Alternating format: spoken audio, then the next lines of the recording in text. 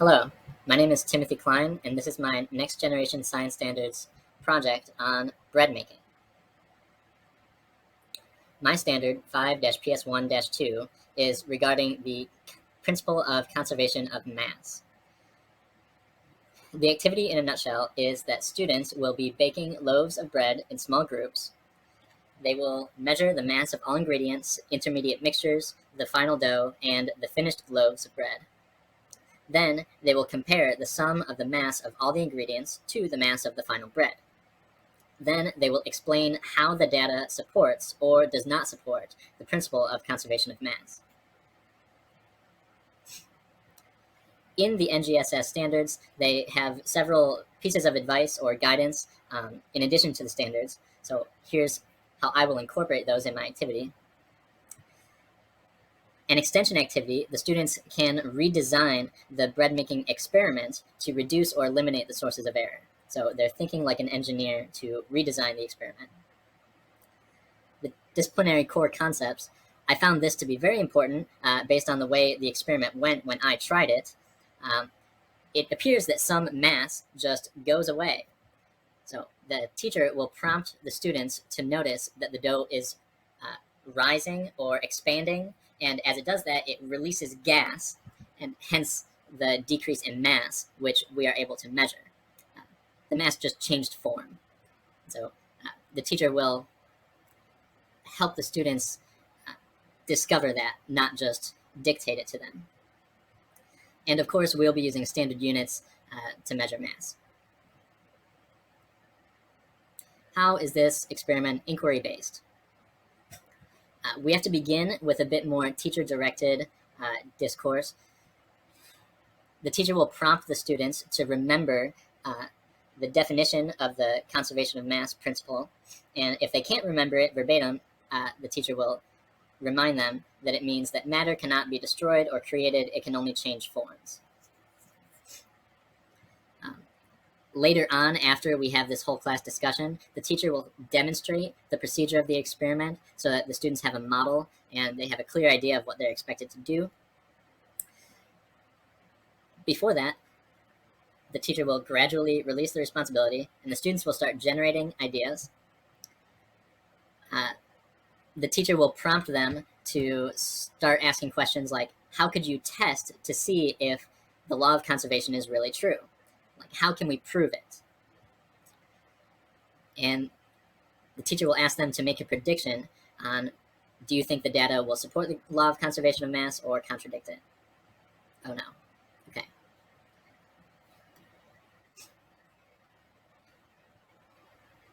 And at the end of the activity, the inquiry will be more student-directed. Students will have a chance to interpret the data and explain how it relates to the principle of conservation. And given the results, how can they redesign the experiment? Given the backwards design process of lesson planning, I'll start with my objectives. The students will be expected to make a reasonable prediction about what each of the ingredients weigh, or how much mass they have. They should relate their prediction to the principle of conservation. So they're thinking about conservation when making their predictions. During the experiment, students should be able to accurately measure and graph the mass of bread ingredients. This means that they follow the correct procedure and use the tare function correctly. If they don't do that, then they would be measuring the weight of the container as well, and this would throw off their results. At the end of the activity, the students should be able to explain why their data is or is not consistent with the principle of conservation of mass. Here are some of the questions on the assessment, which they will be filling out as they continue through the activity. Notice that each question contains a why or why not question at the end, prompting them to elaborate and explain why they got the results they did.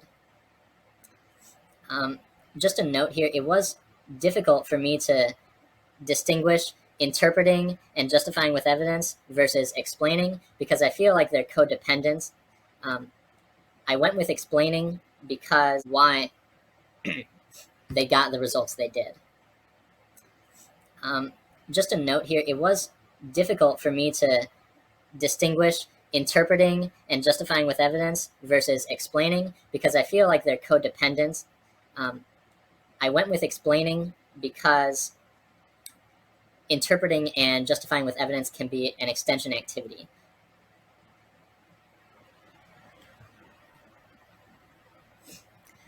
This question alludes to the fact that some mass will disappear as gas is released from the dough. They might not know that that's why the mass decreased, so it'll be interesting to see what ideas they come up with.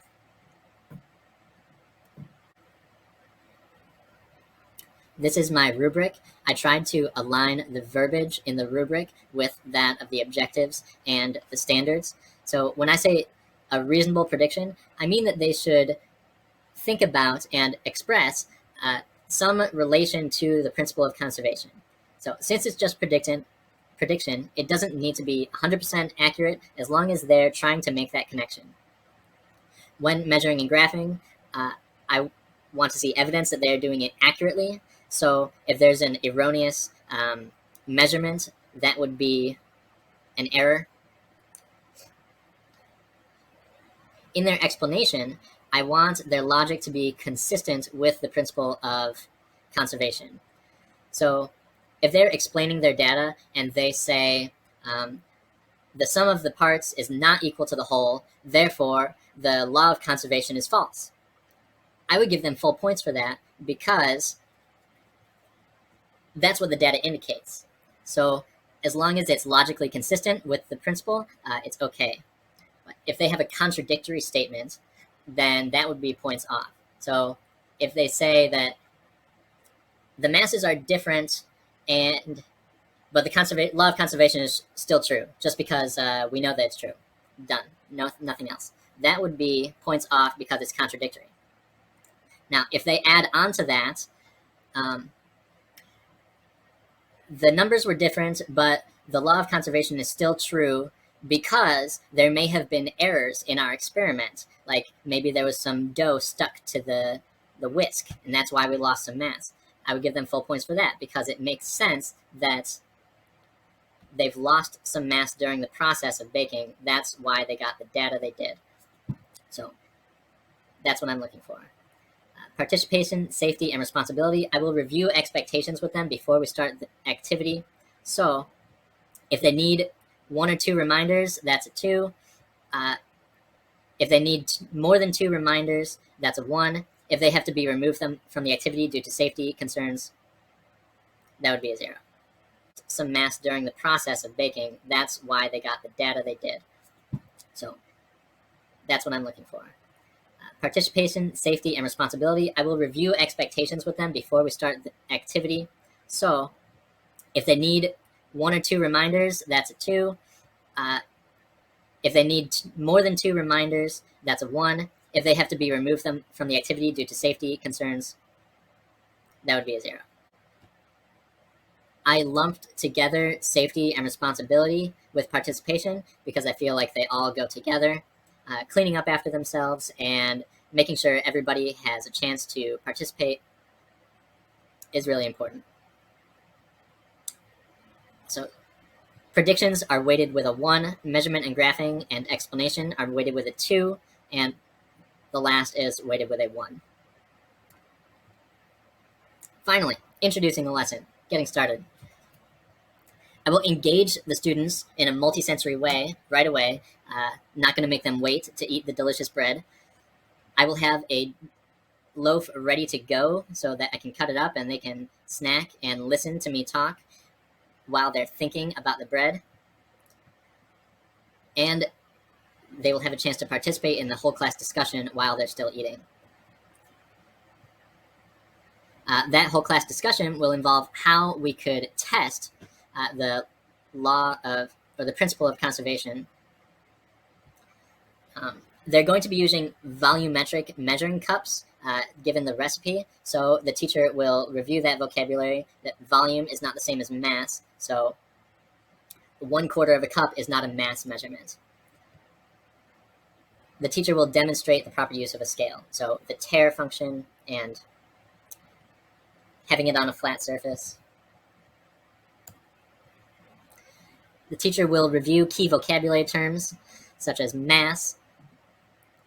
It's important to note that NGSS specifically states not to distinguish between mass and weight. They are synonymous for the purposes of this activity.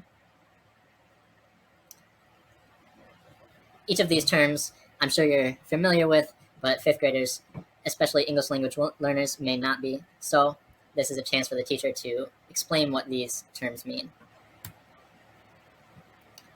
We will go over expectations.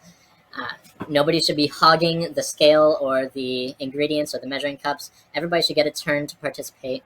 They need to wash their hands and so on, cleaning up after themselves. You get the deal. The predicting stage, I thought it would be useful for them to first follow the recipe and scoop out the amount of flour or water that they need.